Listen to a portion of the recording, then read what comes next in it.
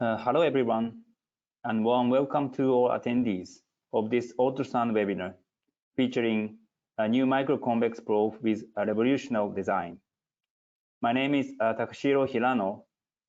I'm manager at the ultrasound marketing department of the Diagnostic Systems Division at Fujifilm Healthcare Corporation in Japan.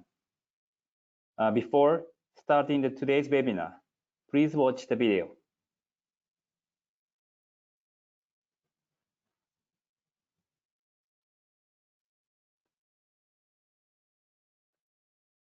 From a pioneer in photographic film to a master of the digital age, we're always searching for new ways to imagine, create, and capture your world. But why stop there, when there's so much more we can do? In healthcare, we're revolutionizing diagnostics by applying our imaging expertise and AI technology, which aim to enable earlier detection of disease. But why stop there, when we can apply our expertise in cell biology to help make vital vaccines and treatments available to all? And we can focus our research and development on medicines to tackle unmet medical needs, including cancers and infectious diseases. But why stop there, when we can also consider the health of the planet? Our innovations in data storage are reducing CO2 emissions. We'll never stop innovating for a healthier, more sustainable world. Fujifilm. Value from innovation.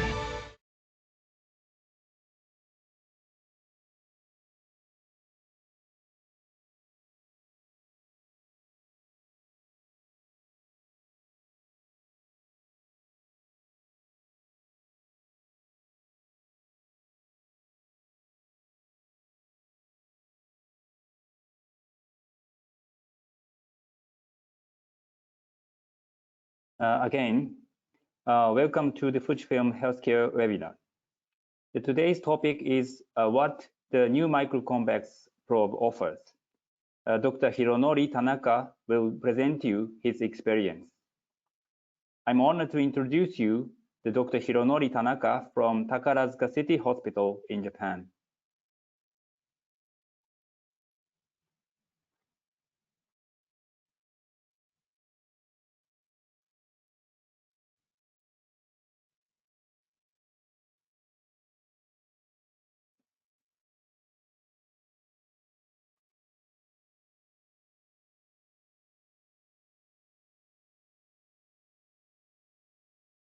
My name is Hironori Tanaka, from Takarazuka City Hospital in Japan. The newly developed new microconvex probe has been redesigned from the scratch. In particular, high image quality is remarkable, and I think I can say this is revolutionary. I would like to talk about my experience using this probe, including some clinical cases. Microconvex C23 for abdomen has been available since 2020. The C23 is a microconvex that can be used for routine examinations. It was created by reviewing the basic performance, shape, operability, and application in order to pursue the performance of image quality by fundamentally reviewing the conventional microconvex. Here is a comparison between the new microconvex probe, the conventional microconvex, and the normal convex probe. The curvature of the new microconvex is 25 mm, and the conventional one is 22 mm. The new microconvex has a more gentle curvature. The viewing angle is 74 degrees for the conventional microconvex and 70 degrees for the convex. The new microconvex has a viewing angle of 110 degrees when scanning wide. The new microconvex has a field of view of 110 degrees during wide scanning, which is almost the same as that of the convex probe. The width of the short axis of the probe, which is the thinness of the probe tip, is 12 mm in the new microconvex, which is much thinner than the 15 mm of the old model and 18 mm of the convex. The new microconvex is also available with a built-in position sensor for RVS use.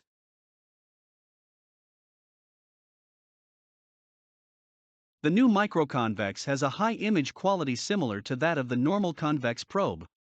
In order to achieve high-resolution images from shallow to deep, high frequency, and wide bandwidth are realized and single crystal is adopted. In addition, a wide aperture, maximized radiating surface, optimized channel number, reviewed curvature, optimized short axis, improved harmonic signal strength, improved transmission sound pressure, and high heat dissipation technology have been adopted. As one of the basic performance features, a single crystal is also used in microconvex. The high-energy conversion efficiency of the single crystal allows us to get a strong signal to the depths. Sound pressure is one of the most important requirements for ultrasound imaging.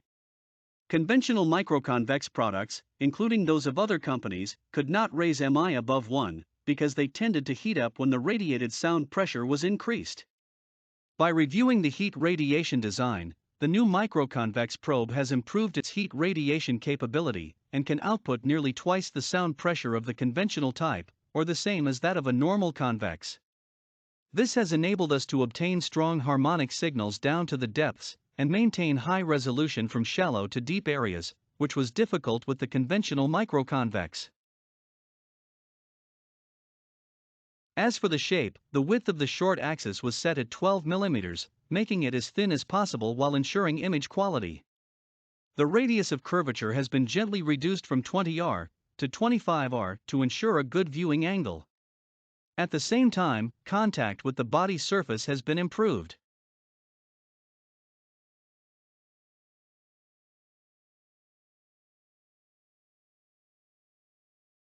The design of the probe is also very functional.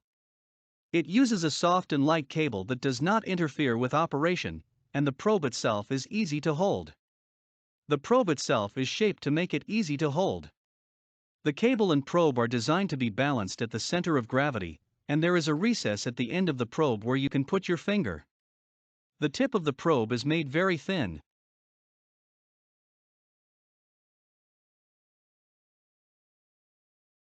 In addition, a built-in sensor type is also available for routine use of the RVS function, which is an essential fusion technology for treatment support. This frees the user from the hassle of removing and installing sensors, making RVS more accessible. Another new application is wide scanning.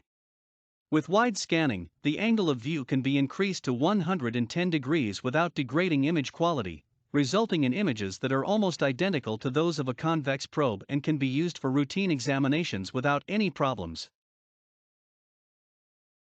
I will now present a few actual cases. First, I would like to show you how close we got to a normal convex probe. First, let's compare these two probes.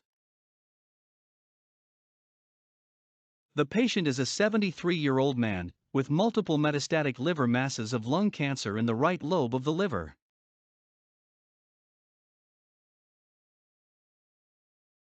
A circular hypoechoic SOL with clear borders is seen when using the convex probe.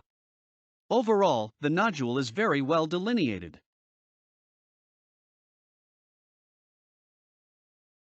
The microconvex image shows that the liver parenchyma can be observed uniformly from shallow to deep, and the mass is well delineated.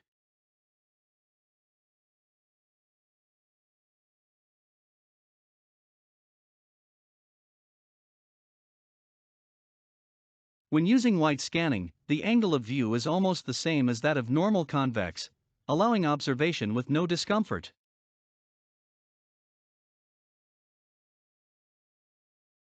Even if you compare an image that uses wide scanning with microconvex that does not use it, you can hardly point out the deterioration of image quality.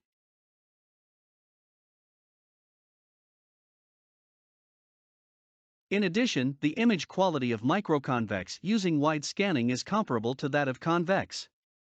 I think that there is no problem in using screening.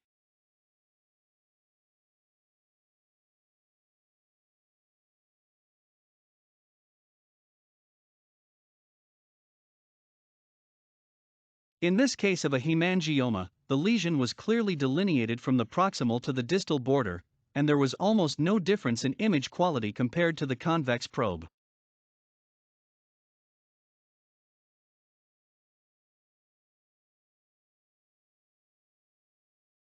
This is a case of intrahepatic cholangiocarcinoma. A large hepatic mass of about 8 centimeters in size was found in the right lobe of the liver. Although ascites was seen in this case, the deepest part of the mass was well delineated, and lateral flow was minimized. Next, we will present a case where wide scanning was useful.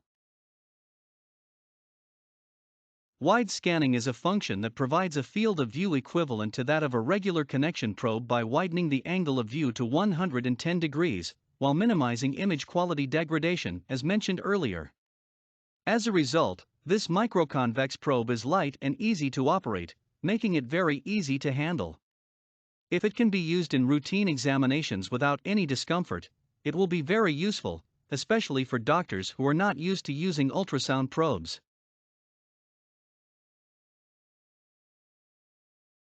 This is a case of hepatic hemangioma that was referred to our hospital for close examination, because a hepatic mass lesion was noted during CT scan screening at another hospital. A typical hepatic hemangioma with a 15 mm marginal hyperechoic zone is seen at S8. On the convex probe, the entire lesion is widely visible, but the intercostal lesions are rather difficult to see due to gas artifacts in the lungs. On the other hand, the microconvex provides a better view of this lesion, and a complete picture can be obtained using wide scanning.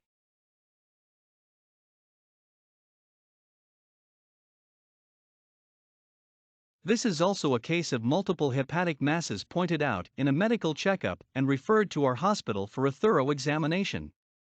In the right lobe of the liver, there are 4 hepatic hemangiomas in S7 to S8. As in the previous case, it is somewhat difficult to visualize the lesions just below the dome with the convex probe.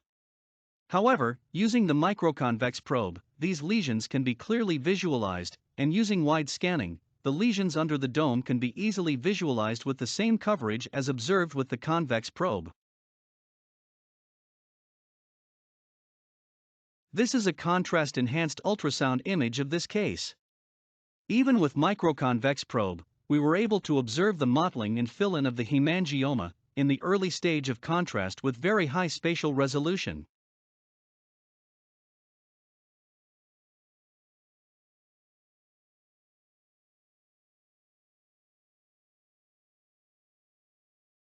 Now, let's see how it compares to the conventional microconvex probe.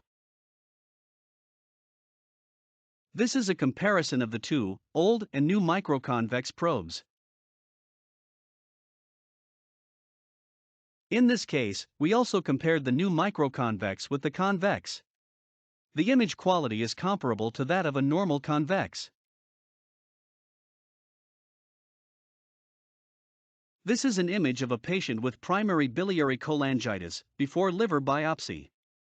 The conventional microconvex has a noticeable decrease in spatial resolution compared to the new model.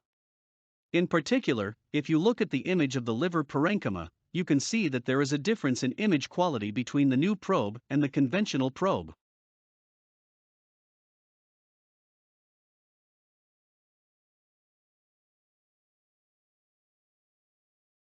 The C23 probe has also greatly improved the image quality of contrast-enhanced ultrasound. Contrast-enhanced ultrasound modes include the pulse inversion method, which is expected to provide high spatial resolution, and the amplitude modulation method, which is expected to provide high contrast sensitivity. Fujifilm systems aim to improve image quality by combining these two methods with technologies such as wideband contrast harmonic imaging and tissue reduction contrast harmonic imaging.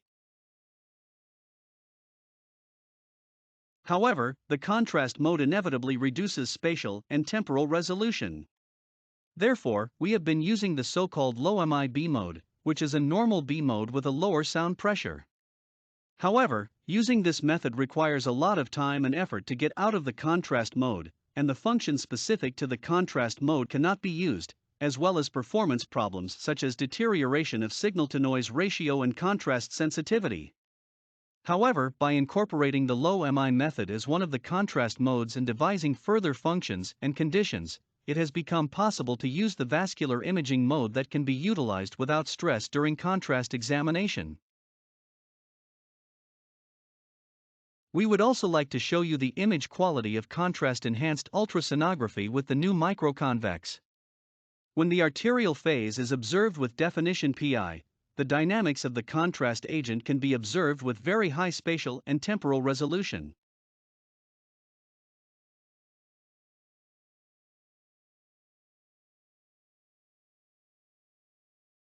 This is the portal phase, and you can clearly see that the lesion is hypoechoic.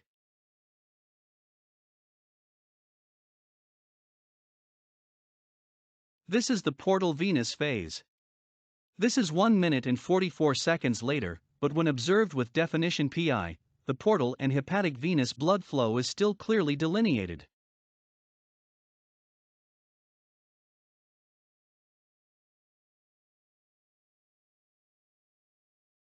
The Kupfer phase can be observed most sensitively and stably by the AM method, but the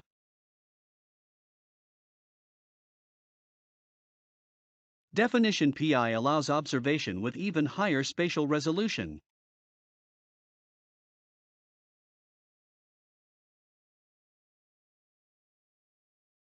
It's a branched IPMN in the tail of the pancreas. I was able to detect the continuity between the main pancreatic duct and the cystic lesion with this probes.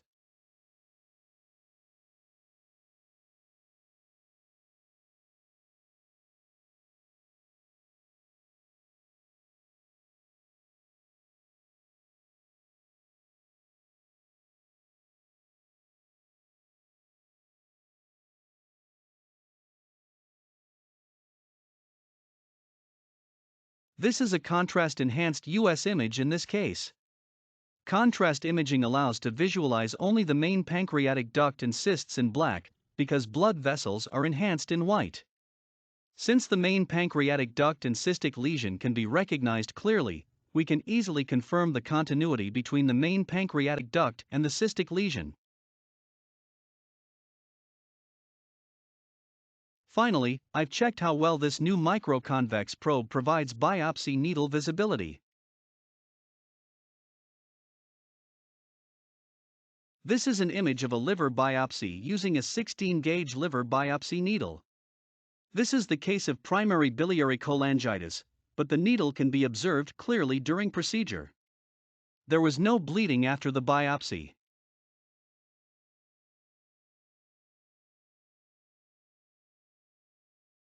This is the first case of metastatic liver cancer I presented. 21-gauge aspiration biopsy needle was used.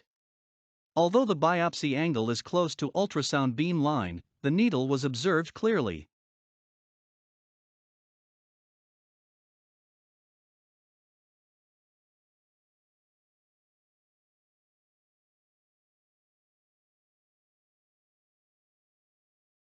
I show you the patient with hepatocellular carcinoma. This is the man 83 years old, and there is HCC in S5 region and close to gallbladder.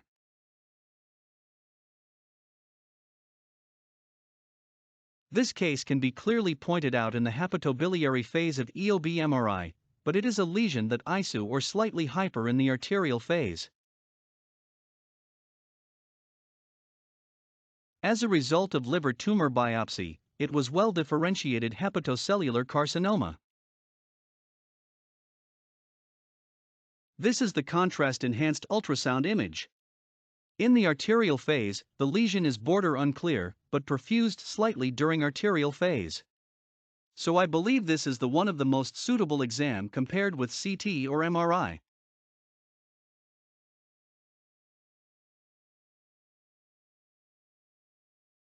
The lesion was isoechoic or slightly hypoechoic during portal phase.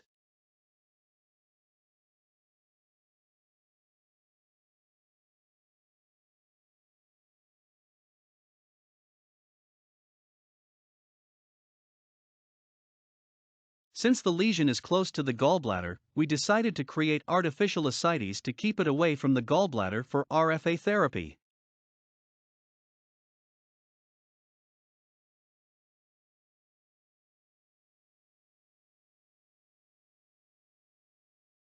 I punctured with RFA needle 17 gauge of Viva.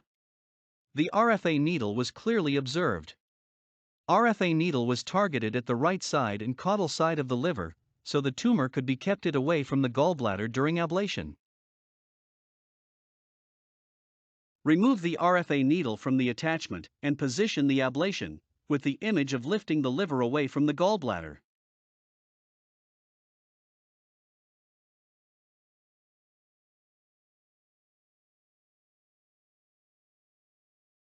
By using the air beam, it was possible to confirm the needle position clearly and surely. I was able to confirm that there was a distance from the intestinal tract and gallbladder.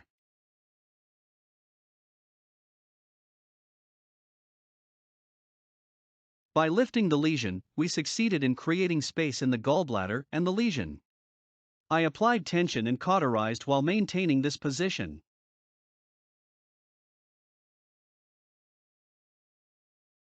This is an ultrasound image after the treatment is completed. The lesion was almost ablated. It is the head side where the safety margin was considered to be the last minute. The right side can be safely additionally ablated, so the additional ablation was completed to ensure treatment.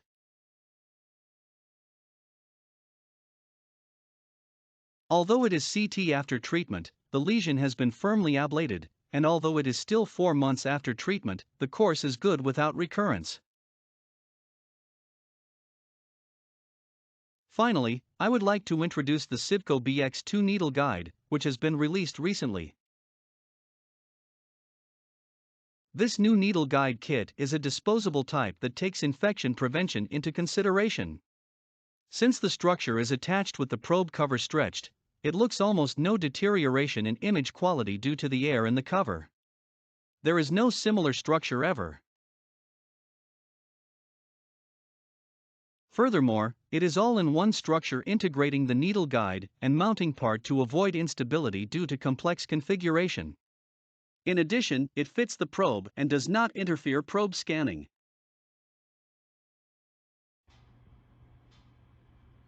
This is dedicated attachment which is fixed 2 different angle for the biopsy and cannot change the angle, so it is required to change the attachment depending on the biopsy target. However, since this microconvex allows to tilt the probe easily, I believe it is available in most of cases.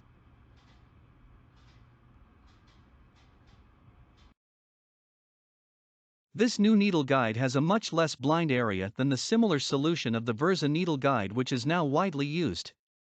For example, at a biopsy angle of 25 degrees, the standard viewing angle is 2.4 mm, which is very short as it is, but by using wide scanning, it is further 1.5 mm, which is half of 3.3 mm when using the Versa needle guide.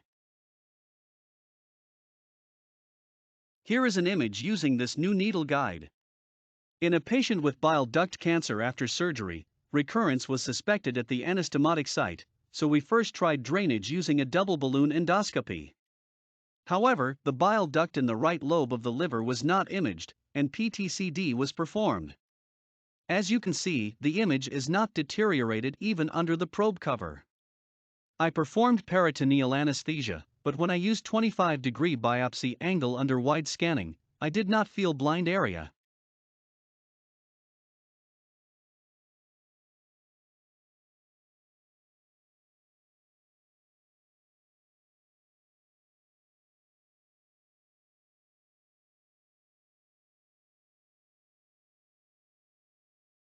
It is a state when actually puncturing with a 21-gauge PTCD needle.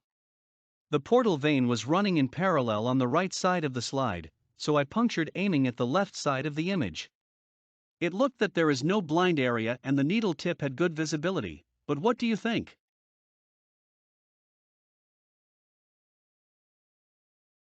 This is my last slide and take-home message. Thanks to the innovative heat diffusion technology, a microconvex probe achieves high mechanical index 1.6 output and provides high image quality including contrast imaging, which is equivalent to that of the normal convex probe. Conventional microconvex probe is not possible until now. New microconvex is easy to handle and can be performed routine examination. It is expected to use widely in various applications. Thank you for your attention and please try and feel this new microconvex probe by yourself.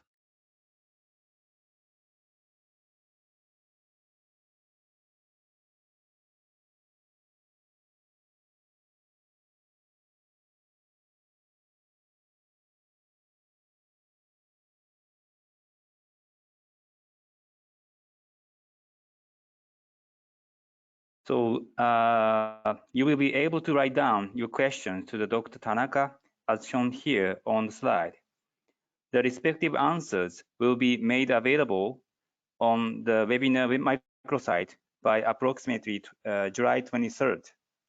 Therefore, please do visit the site in approximately 1 week to check the answers from the doctor. In addition, shortly after this webinar, you will be receiving the webinar survey, for which we appreciate your participation. And please allow me to provide you some insight regarding our name change, Fujifilm Healthcare.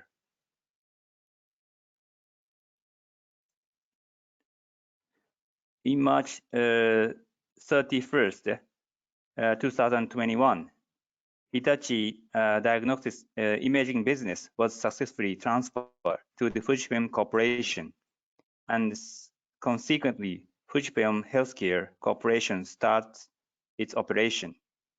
The new company will provide our customers with one-stop total solution by complementing and strengthening the imaging diagnostic business that grew from the medical field and wide range the medical business at Fujifilm has. Our customers and partners can continue to count on our people, our service, our promise, and a new synergy. Fujifilm Groups offer comprehensive solutions through the development of the extensive lineup of the medical technologies, including X-ray, mammography, ultrasound systems, and endoscopic instruments. These products offer synergetic effect with our diagnostic imaging devices. Although the world has changed dramatically, we will not only respond to these changes, but to change ourselves. And Fujifilm Healthcare Corporation will generate new value for healthcare. And Dr. Tanaka presented the clinical experience of the new microconvex probe, and it could be change your mind if it becomes one probe solution for both diagnostic and interventional use. Regarding your questions, and respective answer will be made available on the microsite. So today's webinar is over. So thank you very much for joining us, and looking forward to see you in the next webinar.